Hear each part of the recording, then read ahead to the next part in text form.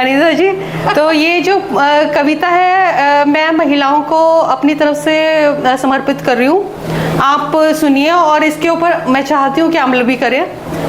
मैं अबला नादान नहीं हूँ, दबी हुई पहचान नहीं हूँ, मैं स्वाभिमान से जीती हूँ, रखती अंदर खुददारी हूँ, मैं आधुनिक नारी हूँ। पुरुष जगत में मैंने अपना लोहा मनवाया, जो काम मर्द करते आए हर काम वो करके दिखलाया। मैं स्वर्णिम अतीत दृश्य फिर से पुरुषों पे भारी हूँ, मैं आधुनिक नारी हूँ। जिस युग में, अब ये मैसेज है कंक्लूडिंग में कि जिस युग में नर नारी एक्चुअल में जिस युग में नर नारी कदम मिलाकर चलते होंगे, मैं उस भविष्य स्वर्णिम युग की आशा की चिंगारी हूँ, मैं आधुनिक नारी हूँ। Very good, thank you so much, very good. तो मैं चाहती हूँ कि मैं एक चिंगारी की तरह काम करूँ और मैं सारी औरतों को, जितनी भी महिलाएं मेरी बहनें हैं, मेरी दोस्त है, मेरी सहेलियां हैं, जो भी मेरा प्रोग्राम आपके माध्यम से देख रही हैं, मेरा मैसेज जा रहा है, आपकी टीम का बहुत बहुत धन्यवाद, आपके चैनल का बहुत बहुत धन्यवाद। तो जो भी मेरा मैसेज देखती हैं उनमें एक चिंगारी की तरह ये आज का एपिसोड जाए और आप ऐसे ही चढ़ती कला में रखिए।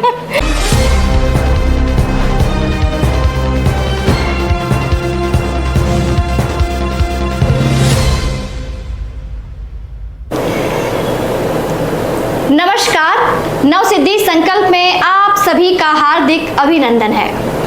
साथियों, आज हमारे स्टूडियो में एक ऐसी शख्सियत आई हुई है जो कि मतलब यह है कि पहचान की कोई मोहताज है ही नहीं, उनकी खुद ही इतनी पहचान है।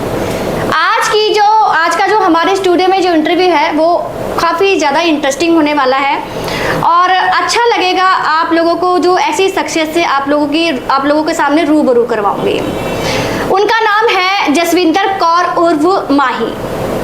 तो उनसे मुलाकात करके आप लोगों को काफ़ी अच्छा लगेगा। प्रेसिडेंट्स ऑफ फाउंडेशन RWS की जो भी हैं उनके मुंह से सुनेंगे, अच्छा लगेगा। वैसे तो मैं थोड़ा जानती हूँ, उनके जो कार्य हैं, उनके जो सोशल मीडिया पे वर्क हैं, आप हमारे चैनल पे बहुत सारे ऐसे इंटरव्यूज़ देखते हैं, ऐसे आगे भी देखते हैं और बहुत सारी वीडियोस ऐसे देख पाएंगे, ऐसे जो ऐसे कार्य कर रहे हैं देश के लिए, महिलाओं के लिए।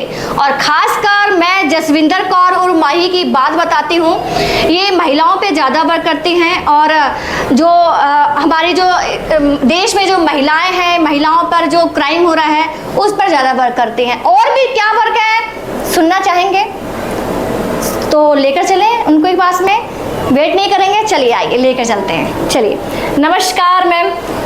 नमस्कार, नवसिद्धि संकल्प में आपका हार्दिक अभिनंदन है। तो मैम कैसे हैं आप? मैं बहुत बढ़िया। आप हमारे स्टूडियो में आए, कैसा लगा मैम? पहले तो नवसिद्धि न्यूज़ को मेरा बहुत प्यार भरा सत श्री अकाल। सिख फैमिली से हूँ तो नमस्कार सत श्री अकाल कहना पसंद करती हूँ जी। तो आपके न्यूज़ चैनल में आके मुझे अपनी बात रखने का मौका मिल रहा है, तो मैं आपका सबसे पहले धन्यवाद देना चाहूँगी कि आपने मुझे इस लायक समझा और मेरे कामों को अप्रिशिएट किया। तो मैं ज़रूर आपके बारे में आप जो भी क्वेश्चन कर रहे हैं मैं ज़रूर बताऊँगी। Thank you so much. पहले तो आप ना हमारे दर्शकों को अपने बारे में इंट्रोडक्शन दीजिए कि आप, वैसे तो मैंने आपका नाम बता दिया है लेकिन फिर भी अपने ज़ुबानी बोलेंगे तो अच्छा रहेगा। अपने बारे में बताइए और कहाँ से क्या है, आप कुछ ही डिटेल दीजिए आप।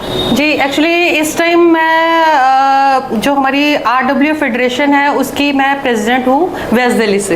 ओके। क्योंकि RWA means residents welfare association, जो कि पूरी की पूरी कंप्लीटली आप कह दीजिए कि मैन ओरिएंटेड होती है। कभी किसी लेडी ने RWA में मुझे नहीं लगता कि शिरकत की होगी जी। क्योंकि RWS जो होता है ना वो टोटली उसका काम काम जो होता है कि सब लोग यही सोचते हैं कि मेंस से ज़्यादा बेटर चला सकते हैं। तो हमने ये शुरुआत की है, या कह सकते हैं कि इनिशिएटिव लिया है कि जहाँ पे अगर मेंस कर सकते हो तो लेडीज़ भी कम नहीं है। बिल्कुल। तो हमने बीइंग अ प्रेसिडेंट और इतने अच्छे से इसको संभाल के सोसाइटी के लिए इतने अच्छे हमारे RWs ने काम करके मतलब ये साबित कर दिया है कि जो काम पुरुष लोग कर सकते हैं वो हम लोग भी बहुत अच्छे से कर सकते हैं। इसके अलावा हमारे पास और भी पोस्ट है दिल्ली से, नॉन पॉलिटिकल पोस्ट जैसे कह सकते हैं कि हम किसी पार्टी से अटैच नहीं है जी।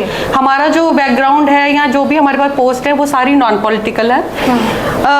इसमें हम जियो हमने एक कम्युनिटी बनाई है, उसकी हम फाउंडर हैं। जियो कम्युनिटी मीन्स इसमें हम हिंदू, मुस्लिम, सिख, ईसाई किसी धर्म में कोई भी मतलब कोशिश नहीं करते, मतलब कोशिश हमारी यही रहती है कि हम सबकी हेल्प करें। Okay. हम ये नहीं देखते कि कौन किस धर्म से आ रहा है, कौन किस कम्युनिटी से आ रहा है। अच्छा, जियो कम्युनिटी हमने उसका नाम रखा है। और इसके अलावा हम माही शक्ति कोऑपरेटिव सोसाइटी हमने बनाई है जिसमें स्पेशली महिलाओं के लिए इसके हम डायरेक्टर हैं। ठीक है। और ये कम्युनिटी, ये जो सोसाइटी है वो महिलाओं के रोजगार के लिए और उनके स्किल डेवलपमेंट्स के लिए काम करती है।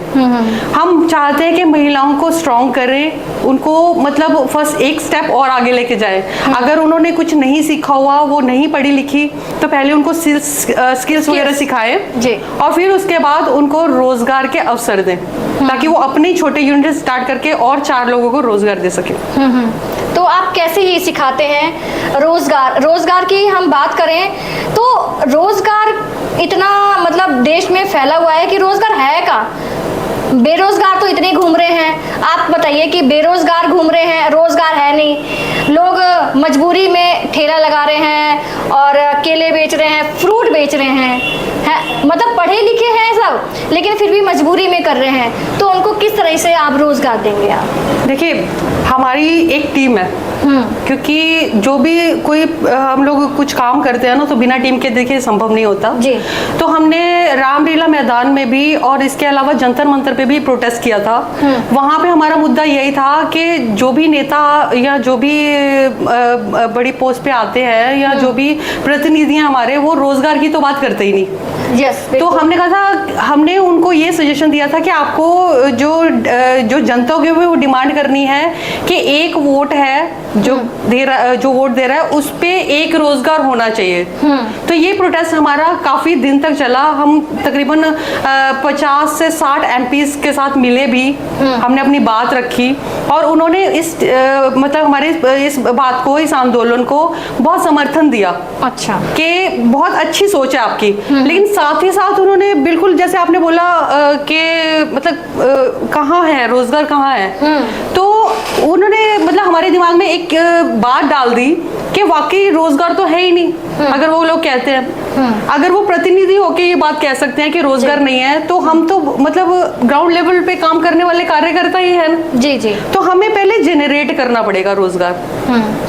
तो जब देखिए किसी चीज़ की ज़रूरत आन पड़ती है, आपके सिर पे कोई बात आती है तो फिर आप उसमें और कोशिश करने लग जाते हैं। तो जब हम ये रोज़गार वाली बात आई तो हमने कहा इसको जनरेट किया जाएगा। तो जिस टाइप के लोग हमारे पास आ रहे थे, मतलब हम सोशल वर्क तो कर ही रहे थे, तो हमने उनसे पूछा कि मतलब आप किस फील्ड में जाना चाहते हैं, आपके इंटरेस्ट क्या है, क्योंकि बड़ी इंडस्ट्रीज नहीं लगा सकते हम लोग। बिल्कुल बिल्कुल। हम लोग छोटे लोग हैं, छोटे कार्यकर्ता हैं ग्राउंड लेवल पे, होने चाहिए। तो हमारी जो सोच थी, हमने कहा सोल्यूशन तो हमें निकालना पड़ेगा, क्योंकि उन्होंने हमसे बोल दिया ना, जो MP लोग हैं वो कहते हैं हम आपकी बात ठीक है रखेंगे, लेकिन आप बताइए ना कहाँ है रोजगार। तो हमने इसी मुद्दे पे काम करते हुए हमने वो रोजगार को क्रिएट करने की कोशिश की अपनी टीम के साथ मिलके। तो हमें यही लगा कि जो लोग आ रहे हैं हमारे पास, अगर उनके पास कोई स्किल होता पढ़ाई लिखाई के अलावा, बिल्कुल, अब जैसे मोदी जी भी कहते हैं पकौड़े बना लो, तो वो भी एक स्किल ही है ना अपने आप में। बहुत सारे स्किल्स तो एक स्किल ही हुआ। तो अगर हमारे क्योंकि हम वुमेन एम्पावरमेंट पे काम कर रहे थे, तो हमने लेडीज और बच्चियों पे पहले स्टार्ट किया था। तो हमने उनसे मिलना शुरू किया कि पढ़ाई के अलावा आपके पास कौन सा स्किल है। तो जैसे किसी को पार्लर का है, सिलाई बुनाई, बुटीक का, या किसी को थोड़ा सा पढ़े लिखे हैं तो ट्यूशन पढ़ाना जी। तो ये छोटे छोटे काम जो हमें मतलब इंटरेस्टिंग लगे, जिसमें तकरीबन हम अगर 2-4 घंटे भी काम कर रहे हैं तो 200-300 रुपए दिन का कमा सकते हैं जी जी। और घर पे बैठ के अपनी फैमिली को देखें, क्योंकि बीइंग अ लेडी मुझे भी पता है कि एक लेडी के लिए बाहर जाके जॉब करना कितना ही मुश्किल है। वो बाहर जाएगी, मतलब उसके लिए कितनी सारी प्रॉब्लम्स है। पहली बात तो घर से ही परमिशन नहीं मिल पाती है जी, क्योंकि मतलब बहुत मुश्किल है। आपको पता है एकोमोडेशन के साथ अगर कोई बाहर से भी आया उसका खर्चा हो जाता है, ट्रांसपोर्ट का खर्चा हो जाता है। तो हम चाह रहे थे कि कुछ ऐसा प्रोग्राम हो जो लेडी अपने घर पे बैठ के और कर पाए, चाहे 200-300 ही दिन का कमाए, तो 200-300 से ही बढ़ के वो आगे अगर 500 कमाना शुरू कर देगी। आजकल मैडम बताऊं तो पीस जो बनाती हैं, जी जी, पीस के बारे में आपको जानकारी होगी। जो पीस बनाती है पर पीस 3 रुपए के हिसाब से होता है जी। 3 रुपए के लिए वो इतना मेहनत करती हैं, अपनी आंखों को मतलब इतना नुकसान पहुंचाती हैं, टाइम इतना देती हैं, बच्चे खाना खा रहे हैं कि नहीं खा रहे हैं, मतलब ये है कि पैसे कमाने के लिए ये सब कुछ मतलब दाव पे लगा देती हैं, घर चलाने के लिए। तो हम तो ये चाहते हैं कि ना आप जैसी महिलाएं इस चीज के लिए आगे आई हैं। और मुश्किल से आप जानेंगे, अगर आप महीने का देखें ना, वो लोग 7 से 8 हजार नहीं कमा पाते, और इतनी महंगाई में 7-8 हजार कुछ नहीं होता, कुछ भी नहीं। तो हम ये चाह रहे थे कि 2-3 घंटे वो घर से काम करें और अपनी फैमिली को भी देखें, फैमिली को छोड़ के कहीं बाहर ना जाएं, क्योंकि नौकरी करने जाएंगी तो बाहर जाएंगी, और बाहर नहीं जाएंगे तो वो देखो उनका ट्रांसपोर्ट का भी खर्चा बचेगा ना। जी जी। तो यानी अगर वो 10 से 15 हजार या 12 हजार कमाती हैं तो उनका वो फायदा ही है, ट्रांसपोर्ट का बच जाएगा।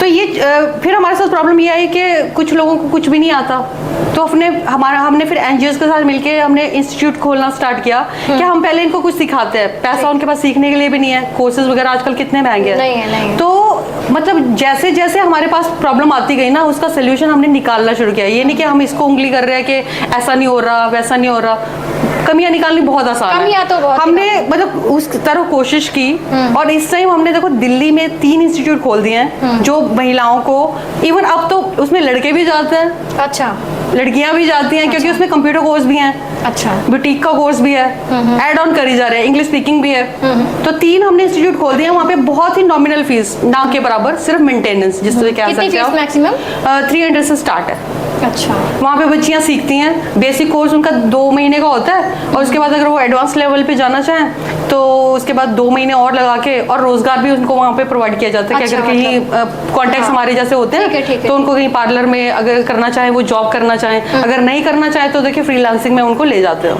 अच्छा, अभी स्टार्टिंग में आपने मतलब सोशल वर्क को देखा जाए तो बहुत सारी महिलाएं कर रही हैं जी, बहुत सारी महिलाएं कर रही हैं। देख देख के तो ये होता है कि ना हम भी ये भी कर लें, ये भी कर लें, लेकिन उसके लिए जिगरा चाहिए। जैसे कि आपने दिखाया कि प्रोटेक्ट्स भी किया, और भी बहुत सारी चीज़ें जो कि मैं सोशल मीडिया पे जो देखती रहती हूँ ना, पहले तो मैं देख लेती हूँ कि भाई ये महिला क्या कर रही है, इनकी एक्टिविटी क्या है, तो मैंने आपका देख लिया था, तो मैंने आपको यहाँ पर बुलाया। तो थैंक यू पहले तो कहना चाहूँगी कि हमारे चैनल में आप आए। और आपका मेन मुद्दा क्या है, आप किस मुद्दों को लेकर चली हैं, और किन मुद्दों को लेकर आपने स्टार्ट किया कि मैं ये लड़ाई लड़ूंगी, इस लड़ाई में अगर कोई भी आ गया तो वो उनको मैं, आप तो समझ रही होंगे। अनीता जी, अगर आप इस कुर्सी पे बैठी हैं ना, तो आपको भी पता है कि एक लेडी के लिए कुर्सी कमाना ना आसान काम नहीं है। बिल्कुल नहीं है, कितना स्ट्रगल करना पड़ता है, क्योंकि हम कह तो देते हैं, हमारी सोसाइटी कह देती है कि बराबर है एक पुरुष और एक महिला, लेकिन जो पुरुष है वो चेयर पे बैठा सबको बहुत अच्छा लगता है, लेकिन एक महिला नहीं अच्छी लगती मैम।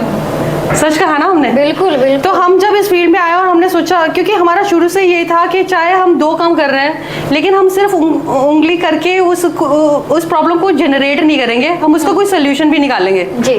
मतलब अगर जैसे मान लीजिए, क्योंकि घरों में भी तो लेडीज यही करती है ना, कोई प्रॉब्लम आई है तो हम ये थोड़ी कहते रहते हैं हस्बैंड को कि ऐसा हो गया, ऐसा हो गया, ऐसा हो गया, हम उसका सोल्यूशन निकालने की कोशिश करते हैं एक परिवार की तरह। तो ऐसे हमने जो अपनी टीम्स बनाई है उसमें हम परिवार की तरह काम करते हैं, सब लोग मिलके हम लोग उनसे डिस्कस करते करते थे कि अगर हमने रोजगार पे काम करना है, अभी जैसे हम लोग कितनी चीज़ों पे काम कर रहे हैं, वुमेन एम्पावरमेंट पे, ह्यूमन राइट्स के लिए हम कर रहे हैं, इन्वायरमेंटल इन्वायरमेंटल प्रोटेक्शन के लिए कर रहे हैं, रोजगार इसके लिए, एरिया की क्लीनिंगनेस के लिए कर रहे हैं, सोशल एक्टिविटीज हमारी हो रही हैं, मेडिकल कैंप्स लग रहे हैं। तो ये हम कैसे कर पाते हैं? मतलब सिर्फ सलाह नहीं देनी के हिसाब से। हाँ, तो जब सब मिलके परिवार के सदस्य हमें जिस तरीके से सलाह देते हैं ना, तो हम अपने अपने काम उस तरीके से बांट लेते हैं और फिर सोल्यूशन निकालने का काम करते हैं। अब हमारे पास लोग आते थे कि जी एक लेडी है, उसका स्वास्थ्य गिरता जा रहा है, मतलब एक उन्होंने सिंपल बोला, क्योंकि लेडी के पास पैसे नहीं है, वो कैसे अपने टेस्ट करवा लेगी? एक लेडी के लिए बहुत जरूरी है कि वो कम से कम 6 महीने में अपने सारे बेसिक टेस्ट करवाए।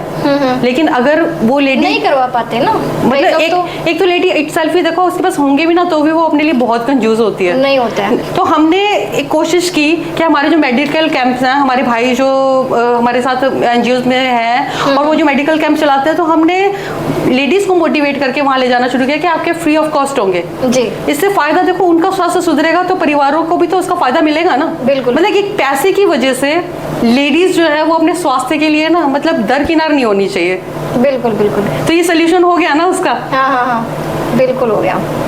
तो सोल्यूशन अगर निकालेंगे तो चाहे देखिए कम चीजें हम कवर कर पाएंगे, लेकिन कुछ तो होंगी ना, सिर्फ मुद्दे उठाना हमारा काम नहीं है। देखो मुद्दों पर तो काम किया जा सकता है जी, लेकिन ना मुद्दों को जब उठाया जाए, मार्केट में जाया जाए, तो अड़ंगे कितने आते हैं, रुकावटें कितनी आती हैं, आपको पता होगा।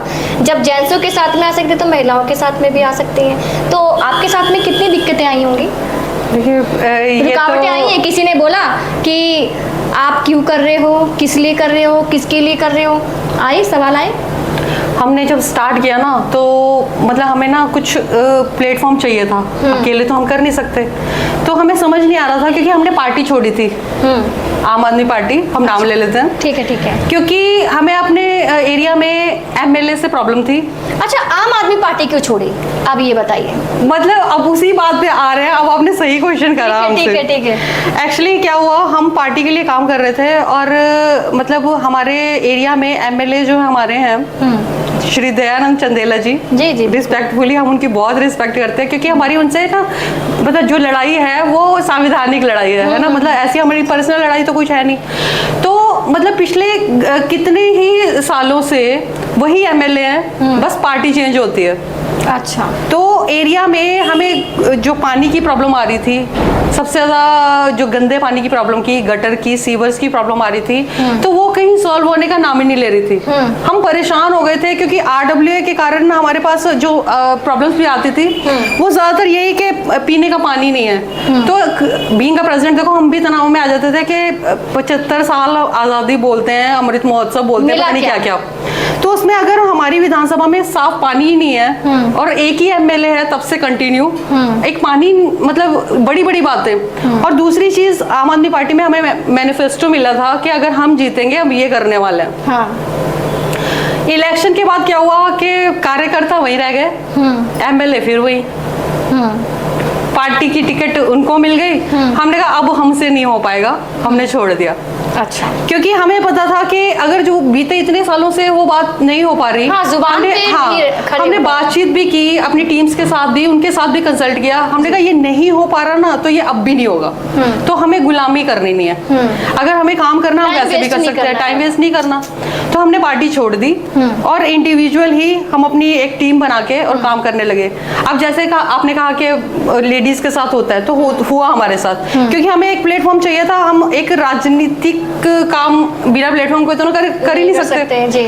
तो हमने आरडब्ल्यूए को बेटर समझा ऑप्शन, और हमने अपने स्थानीय आरडब्ल्यूए से बात की कि हम लोग इसको स्टार्ट करना चाहते हैं। आपको पता आरडब्ल्यूए में भी पार्टी मेंबर्स ही होते हैं सारे, तो वो उनके खिलाफ क्यों जाना पसंद करेंगे? नहीं, बिल्कुल भी नहीं। तो हमें बड़ी दिक्कत आई कि हमने कैसे स्टार्ट किया, बहुत स्ट्रगल करा हमने। फिर हमारी ये जो कलम है ना, बहुत पावर, इसी में पावर है। हमने कहा कोई हमारा रिश्तेदार नहीं है, कोई बंधु नहीं है, कोई नहीं है, सबकी नब्जें पकड़ लेंगे। संविधान हमें आता है, पढ़े लिखे हैं हम, पॉलिटिकल साइंस के बहुत अच्छे स्टूडेंट रहे हैं कॉलेज में। हमने अपनी सारी किताबें दोबारा से बाहर निकाल ली, एमएलए के काम क्या होते हैं, संविधान कैसे काम कर रहा है, पार्षद क्या कर रहा है, सारी रिसर्चें हमने ले आए और हमारे राइट्स क्या हैं। जैसे ही हम देखो क्लियर होते गए, क्योंकि हमने इतने साल पहले पढ़ाई छोड़ दी थी और इंटरेस्ट था फिर से पढ़ने का, तो हमने सारे अपने, क्योंकि आपको शायद पता नहीं है, हम पॉलिटिकल साइंस और फिलॉसफी में टॉपर रहे अपने कॉलेज में। Very good. तो हमने उस चीज का फायदा उठाना शुरू कर दिया। जो लोग समझते थे कि हम पढ़े लिखे भी नहीं है, तो हमने कहा हमारी कलम बताएगी कि हम पढ़े लिखे हैं कि नहीं। हमने मुंह से बोलना कम कर दिया, हमने चिल्लाना छोड़ दिया, लिखना शुरू कर दिया, हमने लिखना शुरू कर दिया। और डिपार्टमेंट से जब हमारे कॉरेस्पॉन्डेंस होने शुरू हुए पत्रचार, तो हमें लगा ये तो बड़ी सिंपल चीजें हैं। मतलब लोकतंत्र तो अपने आप में एक बहुत सिंपल प्रक्रिया है। वो तो लोकतंत्र तो डेमोक्रेसी बनी है इसलिए कि वो जनता की सेवा करे, है ना, सिंपलीफाई चीजें होनी चाहिए।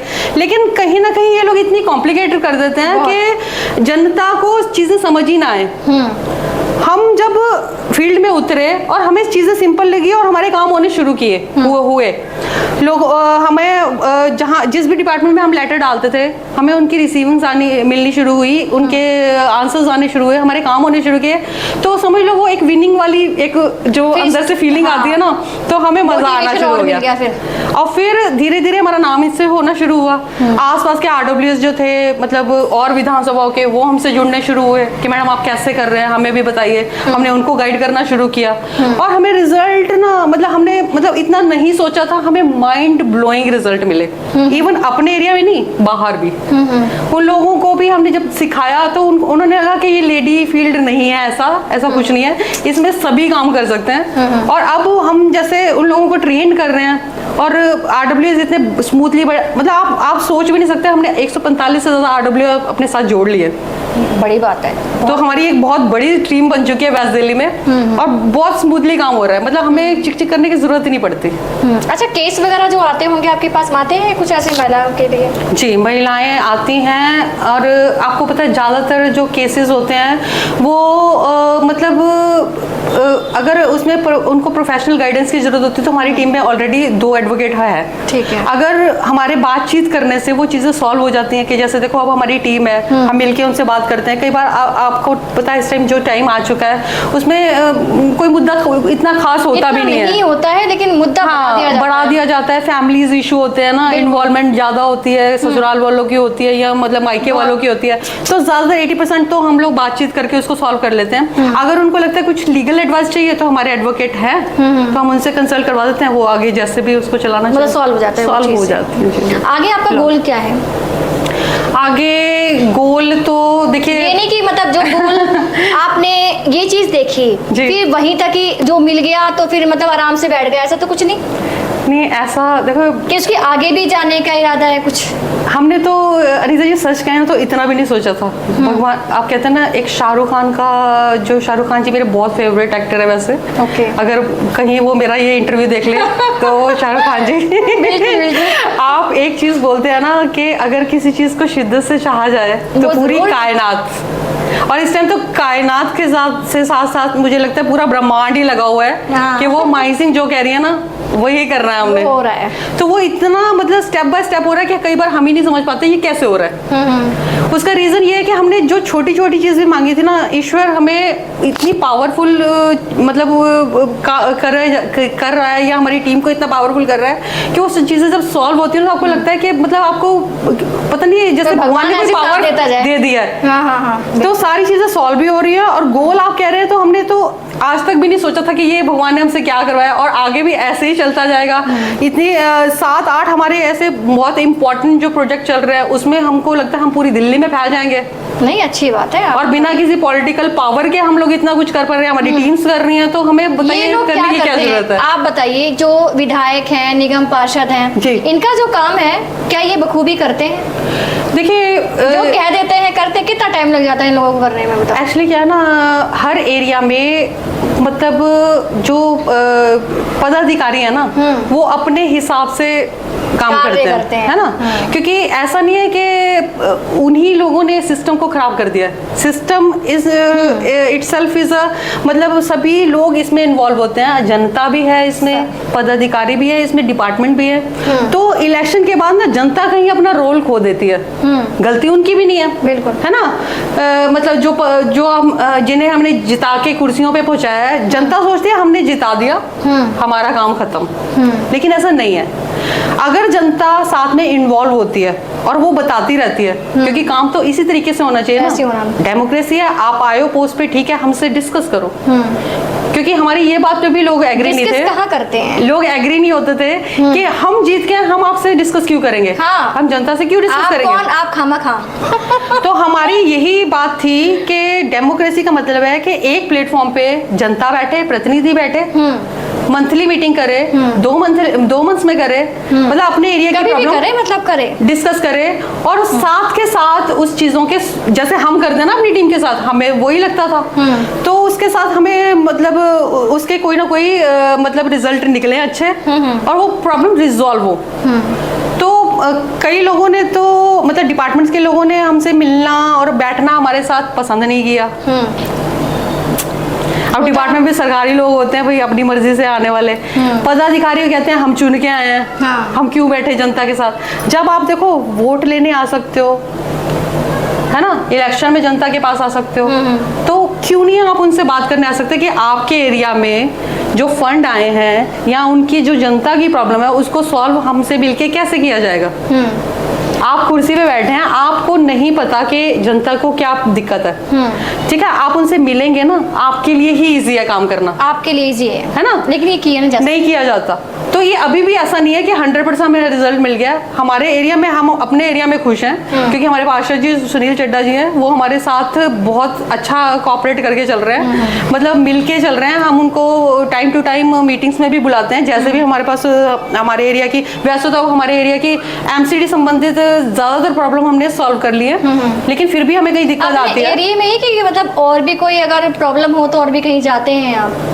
तो ये तो एरिया वाइज अगर रिक्वायरमेंट हो हाँ, हाँ, आपकी, बिल्कुल। भी हमें तो मैडम ही चाहिए, हमें तो मैडम का ही सपोर्ट चाहिए। बिल्कुल। हम आपको अभी वार्ड 47 नांगलोई में भी हमें बुलाया गया था, हमने पार्षद जी के साथ मिलके वहाँ पे डिस्कस किया, और उन्होंने मतलब हमें कुछ भी कॉन्ट्ररी आंसर नहीं दिया, कहते ठीक है मैडम हम लोग मिलके करते हैं, ये तो बहुत अच्छी बात है। बिल्कुल अच्छी बात है, बहुत बड़ी बात है। लेकिन कुछ जो है वो उनके दिमाग में पता नहीं ऐसा क्या होता है। जैसे हमें अब प्रोटेस्ट करना पड़ गया था 2 और 3 सितंबर को, हमने अपनी मतलब राजौरी विधानसभा में प्रोटेस्ट किया है, और मतलब वो प्रोटेस्ट आप ये समझ लीजिए कि पूरी विधानसभा में किसी लेडी ने, जेंट्स तो बड़ी दूर की बात, किसी जेंट्स ने तो किया ही नहीं था, किसी लेडी ने एमएलए के खिलाफ प्रोटेस्ट किया होगा।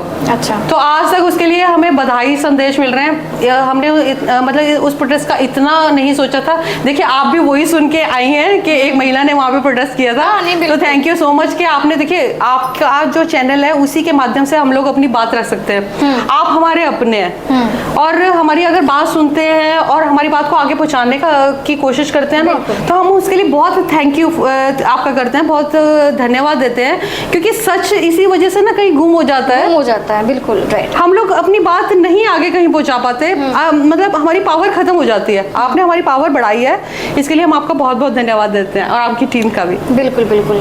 अब महिलाओं के लिए क्या कुछ कहना चाहेंगे? कि मैं ये चाहती हूँ कि ना आप महिला हैं तो आप महिला के लिए कुछ कहें अलग से, क्योंकि बहुत सारे ऐसे इंटरव्यू हुए किए मैंने, लेकिन ना वो दम नहीं था, मतलब जो मुझे चाहिए था।